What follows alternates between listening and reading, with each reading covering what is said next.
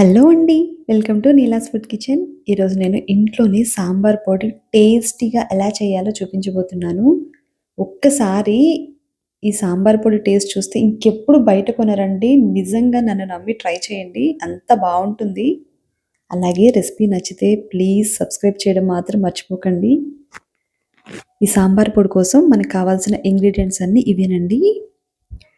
చూడండి, నేను ఈ కప్పుతోనే 2 కప్పుల వరకు ధనియాలు, అదే కప్పుతో 1 కప్పు శనగపప్పు, అలాగే హాఫ్ కప్పు పెసరపప్పు, అలాగే హాఫ్ కప్పు జీలకర్ర, అలాగే 1 కప్పు కరివేపాకు, అలాగే కాశ్మీరీ రెడ్ చిల్లీసే వేయాలండి. మీకు మంచి రంగు రావాలంటే ఇవి వేసి తీరాలి. కారం కోసం అయితే నార్మల్ చిల్లీస్ యూజ్ చేస్తున్నాను. అలాగే 1 కప్పు ఎండు కొబ్బరి, అలాగే 1 టీ స్పూన్ మెంతులు, 1 టీ స్పూన్ మిరియాలు కూడా వేయాలండి. ఇప్పుడు ప్యాన్‌లో ముందుగా అయితే మనం శనగపప్పు, పెసరపప్పు ఫ్రై చేసుకోవాలి. ఎందుకంటే పప్పులు ఫ్రై అవ్వడానికి కొంచెం టైం పడుతుంది కదా! సో, అందుకని మనం ముందు పప్పులు ఫ్రై చేసుకోవాలి. ఈ పప్పులు 50% ఫ్రై అయిన తర్వాత మాత్రమే మిగిలిన ఇంగ్రీడియెంట్స్ అన్నీ కూడా వేసుకొని ఫ్రై చేసుకోండి. మీరు ఈ ప్రాసెస్ అంతా కూడా లో ఫ్లేమ్‌లో పెట్టే చేయాలని గుర్తుపెట్టుకోండి. ఇప్పుడు ఒక 50% పప్పులు వేగిన తర్వాత మిరియాలు, అలాగే మెంతులు వేసి ఒక 30 సెకండ్స్ ఫ్రై చేసుకుంటే సరిపోతుంది.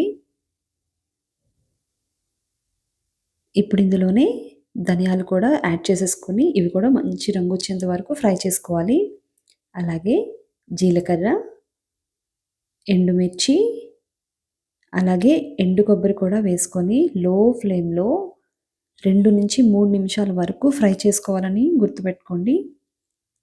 హై ఫ్లేమ్‌లో పెట్టారంటే మాత్రం పప్పులన్నీ మాడిపోతాయండి. సాంబార్ పొడి మాత్రం అస్సలు టేస్ట్ ఉండదు. సో, గుర్తుపెట్టుకొని స్లోగా వేపుకోండి. ఈ ఎండు కొబ్బరి కూడా వేసిన తర్వాత ఒక్క నిమిషం ఫ్రై చేసి, అలాగే ఇందులో కొంచెం కరివేపాకు మనం పెట్టుకున్నాం కదా రెడీగా, ఆ కరివేపాకు కూడా యాడ్ చేసేసుకొని ఒక్క 10 సెకండ్స్ ఫ్రై అయితే సరిపోతుందండి కరివేపాకు. అంతకన్నా ఎక్కువ అవసరం లేదు. ఇంకా స్టవ్ ఆఫ్ చేసుకొని ఈ పప్పులన్నిటిని కూడా పూర్తిగా చల్లారిన తర్వాత మాత్రమే గ్రైండ్ చేసుకోవాలి. వేడి మీద మాత్రం ఎప్పుడు గ్రైండ్ చేయకండి. చూడండి, పప్పులన్నీ పూర్తిగా చల్లారిపోయాయి కదా! ఇప్పుడు వీటిని మిక్సర్ జార్‌లోకి తీసుకొని ఫైన్ పౌడర్‌లా గ్రైండ్ చేసుకోవాలి. మనం గ్రైండ్ చేసే ముందు ఇందులో హాఫ్ టీ స్పూన్ పసుపు, అలాగే 1 teaspoon salt, half teaspoon ఇంగువ వేసి చూడండి, ఇంత మెత్తటి పౌడర్‌లా అయితే చేసుకోవాలి. ఇది ఒక్కసారి చేసి 2, 3 నెలలు చక్కగా ఫ్రిడ్జ్‌లో పెట్టుకొని ఎప్పుడు కావాలంటే అప్పుడు యూజ్ చేసుకోవచ్చండి. ఒక్కసారి ట్రై చేయండి. ది బెస్ట్ సాంబార్ పొడైతే మీరు ఎంజాయ్ చేస్తారు. ఈ వీడియో గనక మీకు నచ్చినట్లయితే ప్లీజ్ లైక్ చేయండి, షేర్ చేయండి, అలాగే కామెంట్ చేయండి. సబ్స్క్రైబ్ చేయడం మాత్రం మర్చిపోకండి. Thank you.